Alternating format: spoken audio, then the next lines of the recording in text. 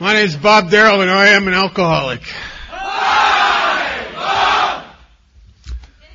I'll tell you, I've been gone to some great lengths to get to a meeting, but never like this. And the people involved in getting me here, and the expense and the trouble, and some of them are somewhere out in the middle of nowhere right now, lost, all for a guy who has been convinced lately nobody even cares about him.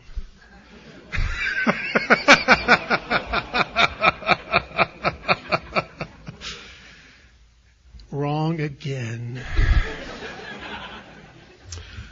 I'd like to welcome anybody that's new. I'm not here to tell you about my trip up here. I'm here to talk about the disease of alcoholism and the recovery from it. I want to welcome anybody that's new. And tonight, Calvin's celebrating 10 years. And I want you to know something.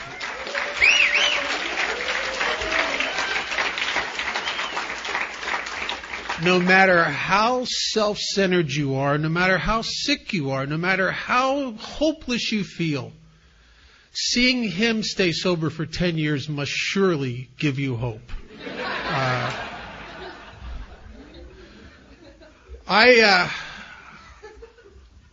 I'm in love with Alcoholics Anonymous. How can you not be? If it does anything close for you, what it's done for me and the people I've come to care about, you can't help but fall in love with AA. And what it's done for my parents, both went to their grave knowing their son was okay. Something they never knew before. My sister has a brother today. My daughter has a father who's always been there for her. She's 19 years old, and she's never seen me drink. And Alcoholics Anonymous is created all of that. If you would have seen what I did with my life prior to getting here, you would know that. I want to tell you, I think I've always had the disease of alcoholism. I think I had it before I ever picked up a drink. Before I ever drank, there was something that was a little peculiar about me. I didn't seem to feel like other people looked. I had an awkwardness about me, and so I became a pretend kind of person. The guy that just pretends like he fits, but has this gnawing anxiety about being found out. And I was driven, and I was that way before I ever picked up a drink. I think I was like a freeze-dried alcoholic waiting for alcohol. And when I took my first drink, I was 12 years old. I didn't know anything about it. All I wanted to do was fit with a bunch of older kids. And I'd have done just about anything for their approval. And something happened to me that day that would change the course of my life. And I didn't know it. You could have asked me in the middle of it, and I wouldn't have known that it was anything that dramatic. But what really happened is that when I drank for the first time, it made me feel so good that the way I would be on the natch without that effect from that moment on would never be enough again for me. And I lived for it. But when you're 12, 13, 14 years old, you can't get drunk every day, but I got drunk every chance I could get. I'm 15 years old, almost 16, and I'm standing before a juvenile court judge for the third time. And I'm standing before this judge basically because there's something wrong with me that I don't understand. But every time I go out with my friends to party and we start to drink, I have an inability to shut it down when you're supposed to.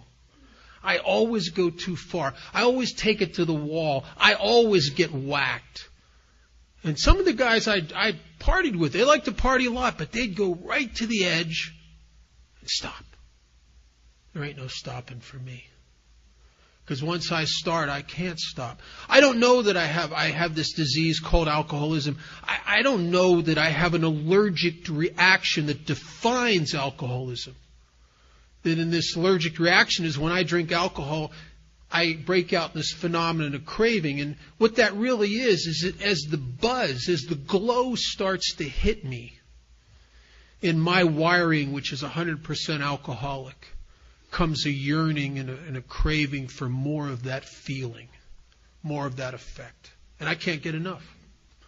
I have never once, I just had on the way to the airport this morning, this new guy I'm starting to work with, we were talking about the doctor's opinion, and I asked him, I said, was there ever one moment in your whole drinking history where you'd been drinking for a half hour or so and you're starting to get lit up?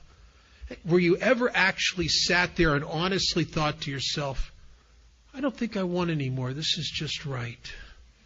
And he looked at me like, no. I said, only alcoholics are like that. Normal people they can drink enough. They can drink to the point where, that's enough now. Not alcohol. I'm the guy. I've drank myself till I'm laying on the ground. I'm so drunk I can't get up. But if you'd bring me a drink, I'm the guy, if I'm still conscious, I ain't done drinking.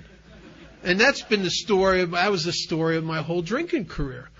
So I'm almost 16 years old, and I'm in front of this juvenile court judge because I'm in trouble, because every time I start, I get whacked. I get in trouble a lot. And I got sent someplace, and it was a compromise. My parents were God bless them, they tried to help me. I eventually beat that out of them. And they would try to keep me from being locked up at this really bad place, and there was a compromise, and I had to go live in a different place. And I'm not at this place that I'm sent to more than a week, I don't even think. I'm not there very long. And an older kid's there, and he comes up to me, we start talking, and I'm telling him about how the trouble I got in and everything that happened to me. And he said to me, he says, oh, you like to party, don't you? I said, yeah, I do. Yeah, I do. He says, but you drink that liquor, that'd make you stupid. I said, oh, I don't know, man. I like that liquor. The time I was drinking 151 rum was my favorite at the time. He says, what if I told you that I could give you something that'd make you feel about as good as that, maybe even better? Can't smell it on your breath, will not make you slur your words. You will not stagger, and you keep a whole week's supply in your shirt pocket when you're high. Most people won't even know it. What would you say to that? Sign me up. And he introduced me to drugs. And I'm an alcoholic, and I got to tell you something. Alcoholics should not do drugs. We are pigs. And I did drugs alcoholically. I mean, oh man, everything I picked up, I just took it to the wall and burnt my life down with it. Every single thing I ever picked up. In no time at all, I'm doing methamphetamines to the point where speed freaks who had been doing speed for 10 years were saying, hey, you better cool it.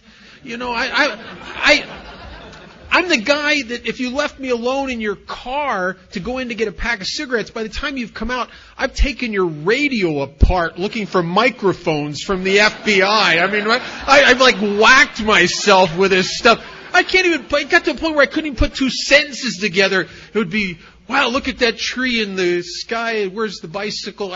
Crazy. I was spinning in my head. It was like a whirlwind. And I'm nuts. And a guy came along and said, try some of this. And when the throwing up stopped, man, my whole being just went, oh. And I could think straight. And the spinning slowed down. He introduced me to heroin. But I'm an alcoholic, I'll tell you. We shouldn't do drugs. And I took that to the wall and methadone maintenance. And my dance with drugs was several years to come full circle back to alcohol. I think I did drugs for the same reason that Dr. Bob did drugs in his story. Dr. Bob was an alcoholic of my type. Every time he drank, he couldn't stop. He'd get so whacked. I mean, the day Bill tried to meet with him, it was Mother's Day, and he went out to have a couple drinks, and the end result, he's taking a nap under the dining room table. I mean, you gotta love a guy who takes a nap under a dining room table. I mean, because that's the kind of drunk I am. So Dr. Bob started doing sedatives, barbiturates and high-powered sedatives, and he did them for 17 years of his life every day because it enabled him to buy himself periods of abstinence because he'd gotten so much trouble when he started to drink. And that's my whole dance of death with drugs was for that. And plus there was the facade of the, being a hippie and a head and all that stuff. But I came full circle back to alcohol because I am the guy who needs the effect. Dr. Carl Jung, in a letter to Bill Wilson in the early 1960s, said something to Bill in this letter. He said that he was afraid to tell Roland Hazard. He said he always suspected that this was true of alcoholics, that their thirst for alcohol was a low-level thirst of their being for unity, for connectedness, for wholeness, or as expressed in medieval terms or religious terms, a union with God. And I drank because I thirsted for the effect.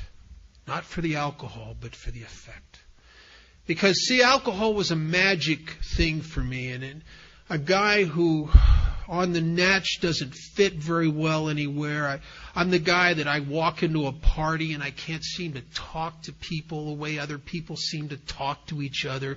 I have an inability and an awkwardness around me, a difficulty integrating myself into groups of people. A lot of my life when I'm sober in groups of people, I have a feeling like it's all of you and then there's me. As if there's some invisible yet impenetrable barrier between me and the rest of life that I can't seem to surmount. And when it says in our book that the alcoholic will know a loneliness such as few do, they're not kidding.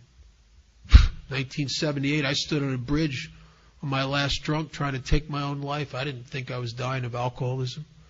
Felt like I was dying of loneliness. Because the one thing, the magic effect that I had once found from partying had turned on me. And I can't get it back. And I spent the last 3 years of my drinking frantically, futilely trying to recapture a magic that I could not recapture. And those were the worst years of my life. I remember there was a time in my early drinking when it was so magical. In the last 3 years, most of the time I would hole up somewhere with a half gallon of vodka and just seek oblivion. The glory days of being the guy that's dancing with the girls at the bar and shooting pool and laughing with the guys, those days are over. I can't recapture them. And I'm dying here. And I don't know what's wrong with me. And I started going to psychiatrists. I went to some of the great psychiatrists in the country. I was therapy with Albert Ellis, for God's sake. My dad he got me hooked up with that. Another one of the contemporaries of Fritz Perls, one of the founders of Gestalt therapy. I did all that stuff. I primal screamed, for God's sakes. I mean, laying on the ground, hitting my hands and feet, going, "Mommy, Daddy, Mommy, Daddy." I tried some wacko stuff. I haven't tried it. I hadn't tried everything. That thing in chapter 3 about all the crazy stuff we tried to control it. Imagine if they wrote that today. I mean, you could do chapters on that stuff. The weirdest one I heard was a couple of years ago. A guy was talking about coffee enemas. I thought, oh man. I mean, is that with cream and sugar? I mean, I hope it's not whole bean. Oh my God. But I don't know what's wrong with me. And all I really want is, I don't want much. I want one thing. I want one thing more than I want anything. And it's the one thing I can't have. I want to be able to party like I partied when I was 18 years old again. And I will do anything to do that, and I can't do it. And I'm killing myself chasing this illusion. The book talks about self-delusion, that we're driven by it. And if you don't know what self-delusion is, it's psychotic, wishful thinking. It's all the reality, and the evidence is that the party's over and has been over and is not, you can't recapture it. That's reality. But this wishful thinking, this self-delusion is that I don't want that to be true. I want the party to be still going, and I want it so desperately that I will start to imagine that I can drink again like I drank when I was 18 years old, when the evidence and the reality is overwhelming that the party's over. I think a lot of us die and drink ourselves to death because we think we can. We drink again because we think we can. Over the years, the last 28 years, I've seen a lot of people relapse. I've seen guys to go through the steps and do a really good job and relapse. And they do it for one of two reasons. Either they never really smash the two delusions it talks about in the beginning of chapter 3. The idea that somehow, someday, some way, we'll control and enjoy it. That I'll jumpstart the party and be able to get away with it. And as long as I had that, I was in and out of AA. Because I'm not going to be in here 100%. Not really. I can look like, because for your approval, I can look like I'm in here 100%. But I'm not. In my innermost self, where I really live, I'm not in here 100% because I don't have to be. Because I got a back door that if life ever gets painful enough, boring enough, lonely enough, frustrating enough, depressing enough, I'll go get high. Because I think I can. And I think I can in the face of overwhelming evidence that I can't. You know what it was? Here's what my drinking was like the last couple years. I would hole up somewhere, I would drink, I would go on crying jags. I would feel sorry for myself. I don't bathe anymore because I don't care. This is not a party, this is pathetic. I am the whiny, crybaby, depressed, drunk that I couldn't even stand. Nobody even wants to drink with me anymore. You drink with me once or twice and that's it. Because you don't know what I'm going to do. I might be in a good mood. Or I might put my fist through a plate glass window and sever an artery and you're going to spend the rest of your night in the emergency room with me. Or I might just start whining about my father or mother and how much I hurt them. Or you don't know what I'm going to do, right? But it ain't good. I'm a party buster, man. It's pathetic. That's why I like to just hole up somewhere and get as out of it as I can. Just trying to blot it all out. In 1978, I was sober quite a while. And I was sober quite a while because a judge had sentenced me to 2 years in a state penitentiary and cut me a break and told me if I went into this place to live, it's called the Ark House on the north side of Pittsburgh, and if I could stay in there a year and get good UAs and good PO report and make the restitution, that I wouldn't have to do the 2 years. So I'm in there and I'm toughing it out. And I'm not drinking day in and day out and week in and week out. And I ain't taking no medications because I've done all that. And I know it always eventually sets me off to go back to drinking. I ain't even smoking any pot because I've tried that too. And that always brought me back to drinking. I've tried it all. And I'm just not drinking, and it's bleak. And I don't understand something that makes this a deadly disease. If you're a real alcoholic, and I'm not talking about a problem drinker. If you're a real alcoholic, your alcoholism really starts where the bottle and the bag ends. It's in abstinence that a guy like me suffers from depression, feelings of restlessness, irritability, chronic malcontent. Nothing really satisfies me. Whatever I can bring into my life, the shine of it wears off so quickly. And it's as if there's some huge vacancy right in the center of who I am.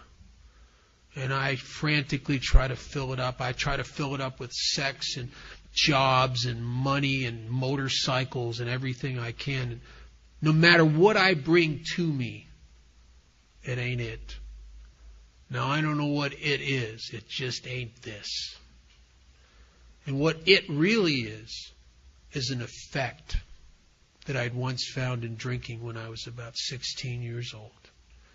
where I could go to a high school dance and a guy who couldn't dance or talk to anybody or talk to the girls or be a part of could drink a half bottle of rum, and I could come out and play. And I could laugh, and I could talk to the girls, and I was a part of. I could play guitar and sit in with bands and sing, and I was the guy I always yearned to be. At the end of my drinking, I was the guy I hated. I hated myself. That's why I'm standing on a bridge trying to take my own life. I can't fit anywhere, and I can't endure this loneliness anymore. And I came out of that ARC house on this last run, tried to take my own life, and couldn't. At the last second, when it came time to jump, I couldn't jump, and cursed myself for being a coward. And little did I know that I would end up about 10 days, 7 to 10 days later, I'm not sure exactly how many days, it was so foggy then, in a hospital detox in Las Vegas, Nevada. Little did I know that I was about to enter into the only really good life of any value I've ever had. Little did I know that I was finally going to get to a place where I was willing to buy the whole package of Alcoholics Anonymous, a program I had been around for 7.5 years as a slipper, but I never bought the whole package. I would buy whatever was convenient, or whatever I felt like doing. I still narcissistically was at the helm of my own ship, running my life on what I felt like doing and what made sense to me. Now, the crazy thing about that is, if you're anything like me, whoever's watched you the last year of your drinking is going to easily come to the conclusion whoever's making decisions for this person is out to kill them. But yet in here, in this psychotic wishful thinking, it all makes sense. I never intended to do that to my parents. I never intended to end up in jail. I never intended to break her heart. I never intended to do that to my kid sister. I never intended to lose this incredible job opportunity. All I ever intended to do was to feel good, or at least to feel a little better. But in this process of trying to fix myself, I burnt my life to the ground over and over and over again. And I'm not even talking of, this isn't all when drinking. I did some of this in periods of abstinence. In 1978, I came off this drunk in this hospital, and I was so demoralized. I guess I was finally ready for AA, because, when you can't drink, when you can't jumpstart the party, and drinking is terrible, and abstinence is depressing and vacant and bleak, and you can't even kill yourself, what the hell's left except AA, really? There's no fraternal organization trying to recruit people like me. There's nowhere else to go. This is it. They call it the last house on the block.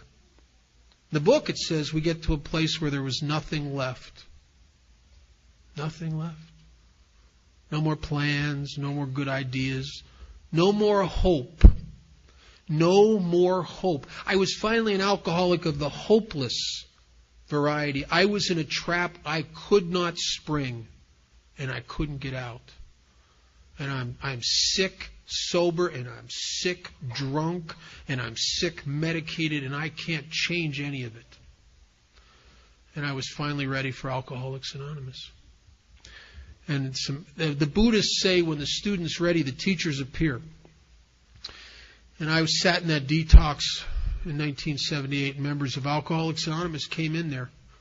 And I don't know anything about AA, really, even though I'd gone to hundreds of meetings. I didn't know that always, in every city in the world, it's the cream of the crop in AA that goes into those institutions. Because it's the only people that will give of their time and go into deal with these hopeless people are the people who buy the primary purpose. That understand that that's why they're alive. that their purpose is to try to help other alcoholics. I didn't know I was hooking up with the cream of the crop of AA in Las Vegas. I just was desperate. And I met these guys, and I started hanging around with them, and I got this guy to be my sponsor, and I started calling him every day, and I started doing peculiar things I would have never done. The people in Alcoholics Anonymous took advantage of my weakness and brokenness and got me to do some things if I was in my right self I'd have never done. And I will owe them my life for that. Forever. And they started to introduce me to a process and a fellowship that I never thought I could be a part of. And I never thought two things that I was wrong about. One is I never thought I could fit anywhere with people and be a part of sober, because I never could. The only time I ever felt a part of anything or be connected to people was in the early days of my drinking when I was half lit up. I had just resided in myself to a life of that kind of separation and loneliness, and I lived in my head a lot, and I just was that way, and that's the way it was going to be. But the people in Alcoholics Anonymous didn't care about that. And they also, I resolved myself to the person that if I do find a way not to drink, it's not going to be good. To me, AA had good news and bad news. The good news that maybe if I went to thousands of these stupid meetings, I'll stay sober the rest of my life. And the bad news, I'm going to live a long time. Because I can't imagine life like this, because I feel like I'm doing time. Abstinence feels like I'm doing time. I feel like a mule in a hailstorm. I just hunker down and take it until I can't take it no more. And I can't believe that I could ever be a part of, and I can't believe I could ever be comfortable sober. But the funny thing about the actions and the fellowship and the steps of Alcoholics Anonymous is that they don't care, the actions don't care about your opinion of what you're going to do. And the actions of Alcoholics Anonymous work regardless. Matter of fact, I think they work better if you don't believe they're going to work. It's a lot like, not so much today, because we live in a world economy today and things have changed, but I remember as a little kid seeing things on TV about these guys, these Aborigines in New Zealand, who grew up their whole lifetime and they never knew anything about technology or modern conveniences. And you could bring a guy like that into this room with all the lights off, dark, and show him the light switches, and you could tell him, you push those buttons, this room will light up like daylight. He's not going to believe you. He's not going to believe you. And something, it doesn't matter whether he believes you or not, because if he pushes the buttons, the same thing's going to happen for the guy who believes it's going to work. Because the cause and effect in the realm of the spirit is independent of anybody's opinion or judgment. It just is what it is. Alcoholics Anonymous is not some kind of ethereal, mystic thing. It's like spiritual physics. You do certain things, you get certain results, and you get them every time. We don't know what happens to guys like me. I can tell you today that I have a relationship in my life with a power greater than myself, a power that I call God, because I haven't found a better word. But I don't know that my experience with that is the same as yours. And Alcoholics Anonymous isn't going to tell you that you're going to have the same experience I have. All we're going to tell you is we're going to promise you something. We're going to promise you what I believe is the single most important promise of all Alcoholics Anonymous. And there's a couple hundred promises in that book. But the single most important is that something's going to wake up inside of you. Something's going to come alive that's never been alive before. And maybe for some of us, we had a glimpse of it being alive when you were 15 years old and you got lit up for the first or second time. And something woke up inside you. A vitality, an essence of somebody that you've always wanted to be. And I think that what happens in Alcoholics Anonymous is that we have an awakening. Something wakes up inside us. And with that awakening comes a lot of responsibility and a lot of awareness. Because one of the things that started happening to me as a result of the steps And the result of joining the fellowship and being a greeter and a coffee maker and a secretary and all the things we do in AA is that I started waking up to the fact that there were other people here. Now, that sounds weird, but I think for my first 6 months of sobriety, I didn't even realize there was anybody else here.